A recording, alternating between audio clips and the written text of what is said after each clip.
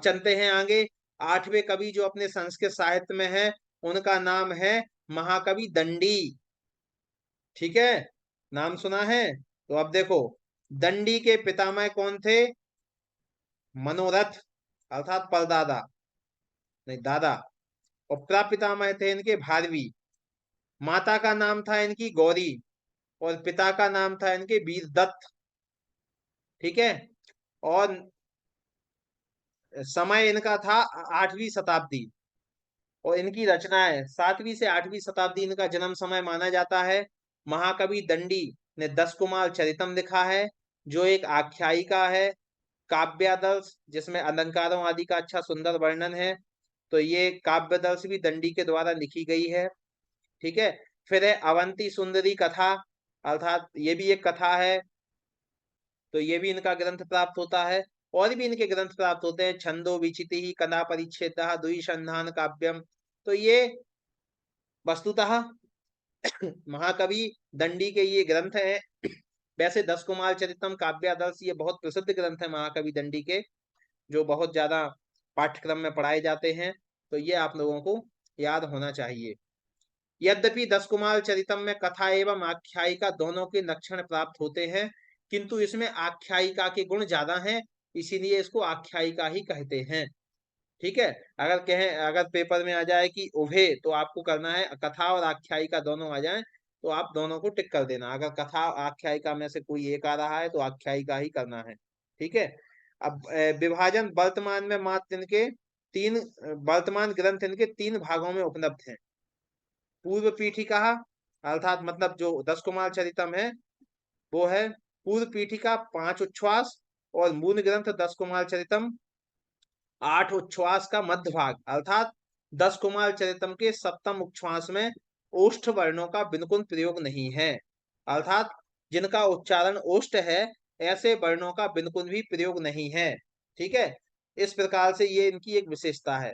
उत्तर पीठिका, अर्थात उपजीव, मौलिक कल्पना गुणाढ़ की, गुणाढ़ के द्वारा रचित जो बृहत कथा है, वो इसका क्या है?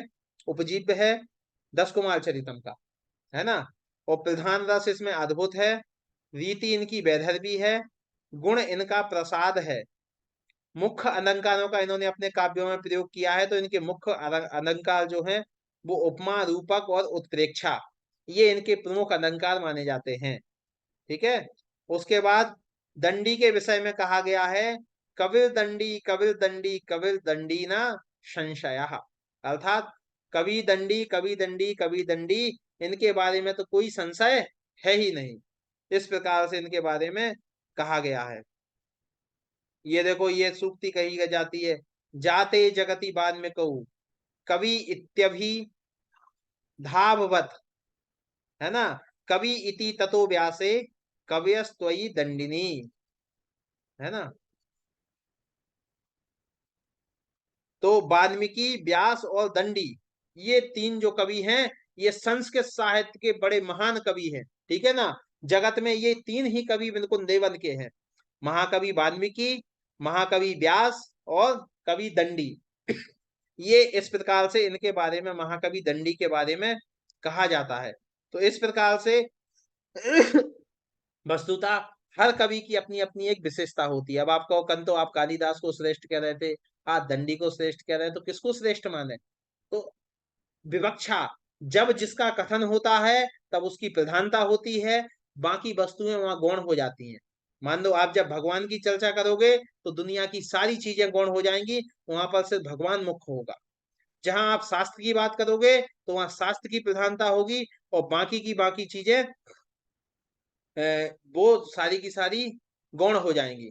ठीक है, इस प्रकार से ये सारी चीजें होती हैं। जब जिस व्यक्ति का, जब जिस वस्तु का मुख्यता से कथन किया जाता है, तो वो प्रधानता कहलाती है, बाकी चीजें वहां पर गौण हो जाती हैं। तो इसी प्रकार से जगत में 3 ही कवि हैं, वाल्मीकि, व्यास और महाकवि दंडी।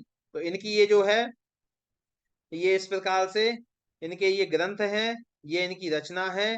निवास स्थान इनका कांची है।